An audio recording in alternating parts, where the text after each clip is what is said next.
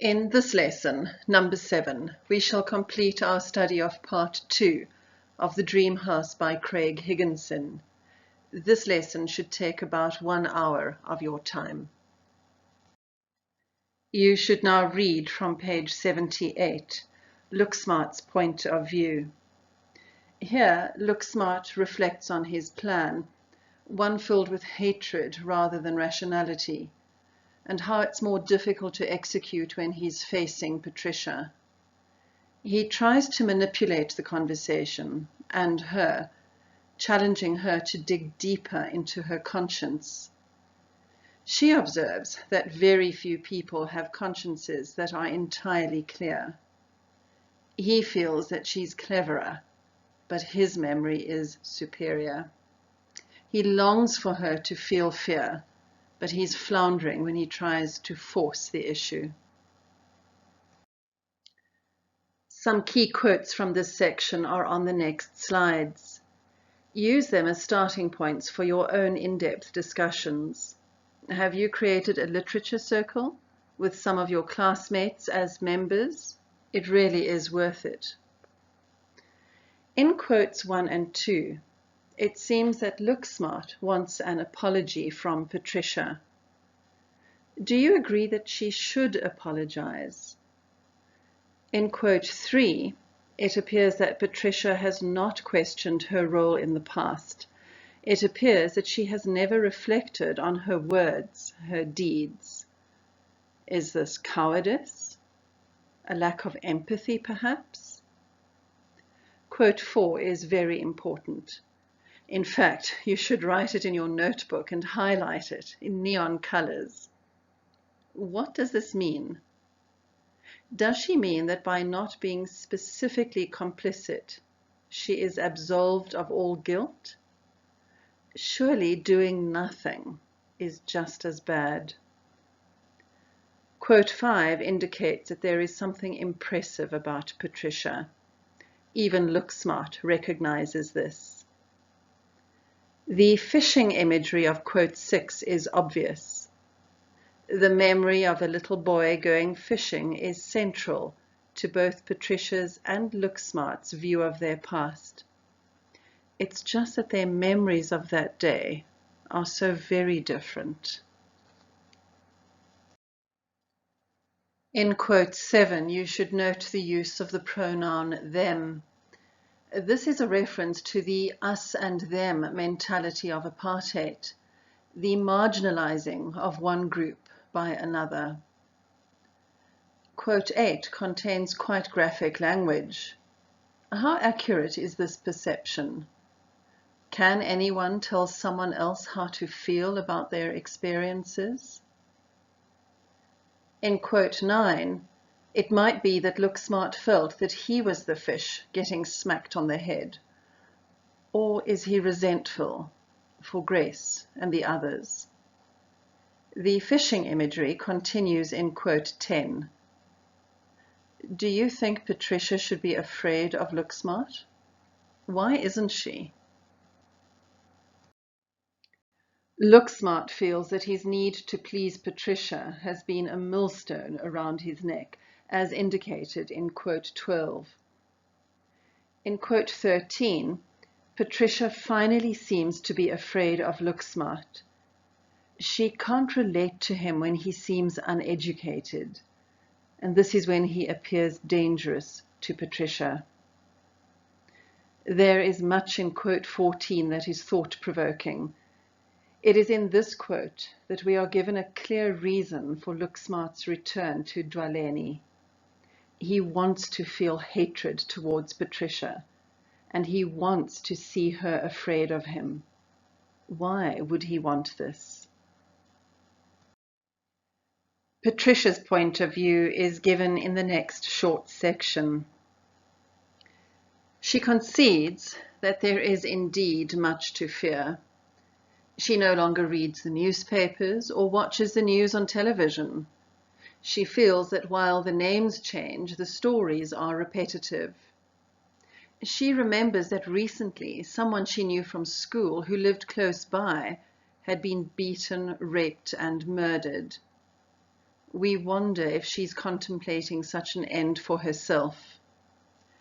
Looksmart observes that she made him into the man he is. He doesn't intend this as a compliment.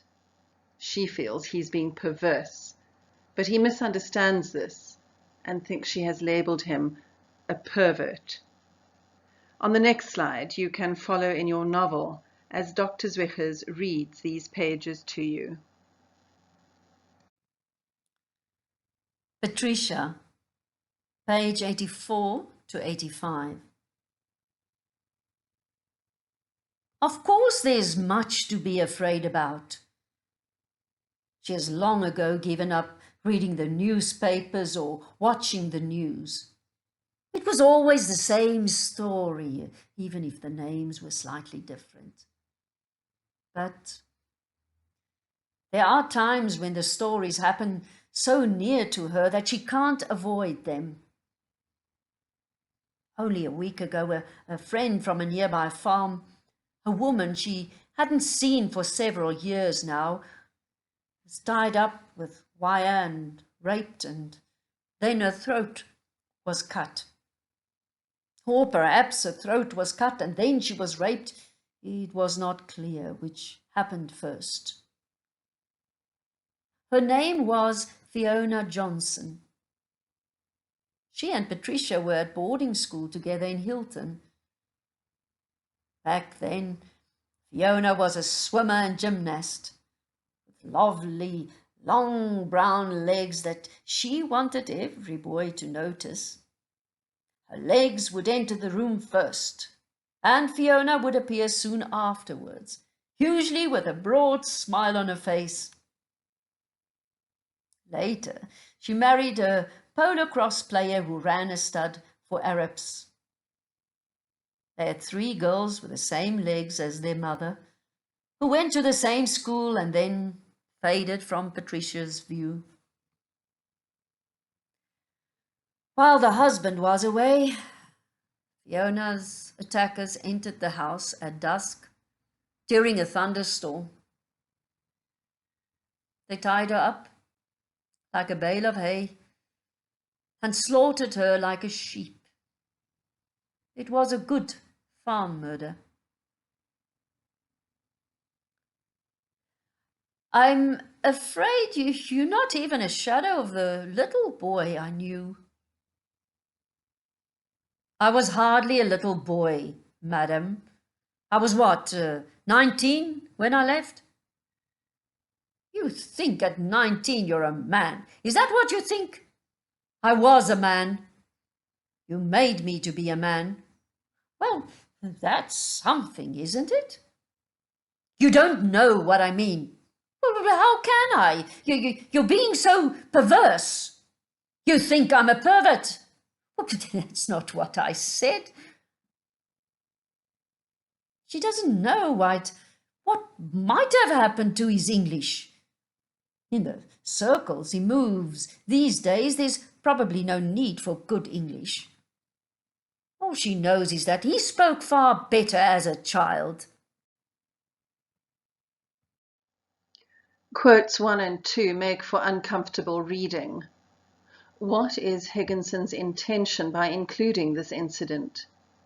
And how can a farm murder, any murder, be good? Doesn't she mean typical? In quote 3, Looksmart deliberately misunderstands the word perverse. Is he still mocking Patricia, perhaps? Turn to page 86 to read Looksmart's point of view. Weirdly, as Patricia watches Looksmart, she has thoughts that he could be violent. The apple is placed on the mantelpiece. He then closes the knife. The potential for violence is described as frightening, horrible, alluring. Looksmart shifts the mood away from death and prompts her to remember the clay animals he made for her. She claims to remember, but he doesn't believe her. She tells him that he had talent, something magical in his touch and artistry. The way she's looking at him has changed, yet He remains guarded. He wants some tea and is offended that she takes a while to offer him some. She's neither energetic nor physically able to fetch him tea, and she calls for beauty in a lackluster manner. You should pause the video as you complete the assigned reading. Alluring is an odd choice of word in quote 1. Stop a moment as you define the word and then interrogate this thought. In quotes 2, 3, and 4, you will find more dog comparisons. Here, Higginson uses the direct simile. Patricia treats people around her like dogs. In quotes 5 and 6, there is criticism of Beauty's decision. But what real choices does Beauty have? She is poor. She has no other home. This judgment of her seems glib. Quote 7 illustrates the importance of words. The girl who died is not nearly as shocking as the girl who was killed. Of course, the use of the girl should be shocking as well. Quotes 8, 9, and 10 allude to the theme of identity. What does Looksmart mean here? Why would he reject the English name he was given at birth? This chapter, this section, consists of just one word. What is the effect of this? And how do you think Patricia would have uttered this single word? Take note of the hyphen that separates the syllables and, of course, the function of that exclamation mark. Read Beauty's section on pages 91 and 92. Here, Beauty notices that Patricia is sitting in a slumped way, as if she has overdosed on painkillers. Beauty is still protective of both Patricia and Richard. She tries to reassure Patricia that she's certain Becky will find Richard soon. She's reluctant to serve tea and biscuits to Patricia and Looksmart. It's as if she can discern imminent trouble. Patricia insists, however, and assumes a somewhat bossy tone. Note how Beauty is both careful and defiant at the same time. Now read Looksmart's section from page 93 to 95. In a somewhat haughty way, Looksmart describes the numberless dispossessed. He comments condescendingly on the poor and feels that Beauty is similar, not much of a life, but weirdly compliant and accepting. He used to take pride in giving them small change, but now he has stopped. He discusses Beauty with Patricia, observing that little has changed. He probes regarding Beauty, but Patricia answers quite neutrally. He speaks of several ironies. Of course, Beauty isn't interested in men. Her sister was far more beautiful, despite Beauty's name, and Patricia, who claims to know Looksmart, doesn't appear to know his real name. Looksmart then bluntly comments on the murder, not the death, of Grace. And that's the end of part 2, or act 2, of this novel. We're now in the epitasis of Freytag's pyramid. In other words, we have experienced the rising action, the increasing tension as we move towards the climax. Do you remember the quote from Beauty in lesson 6? Some dark event is hurtling towards them, like a train coming through the night, aimed straight for the house. It's time to consolidate your knowledge of these sections of the novel.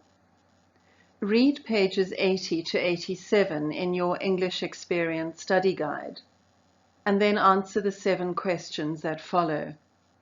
The questions are printed on the next slides. for your convenience. Question 1 requires you to analyze the fishing imagery, while question 2 focuses our attention on Looksmart's discomfort and the significance of a knife in his hands. We have already considered Patricia's remark quoted in question 3. What is the tone of her words?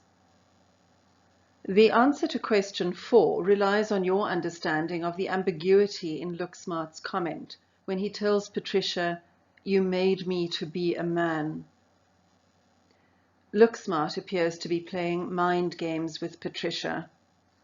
What does he hope to achieve by telling her that he might have bumped into Richard before entering the farmhouse?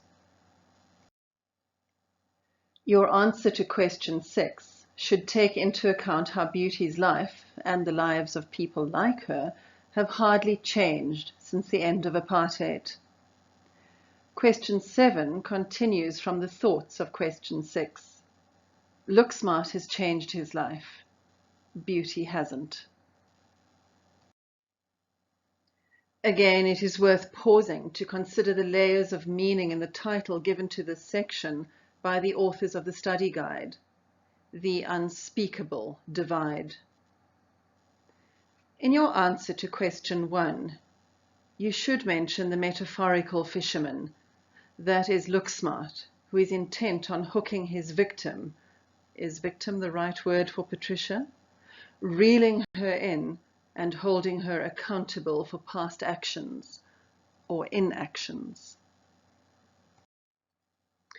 The vignette with the apple hints at Looksmart's discomfort at being back in the farmhouse and at the threat of violence that his presence holds for Patricia. When Patricia refers to a good farm murder, she is being derisive, ironic, even sarcastic. She implies it was good for the vengeful murderers, but obviously not for the hapless victim. When Looksmart says, "You made me to be a man," Patricia interprets it as a compliment. Looksmart meant that Patricia made him grow up too fast, forced him to face the grim realities of life too soon. Looksmart is playing a power game with Patricia.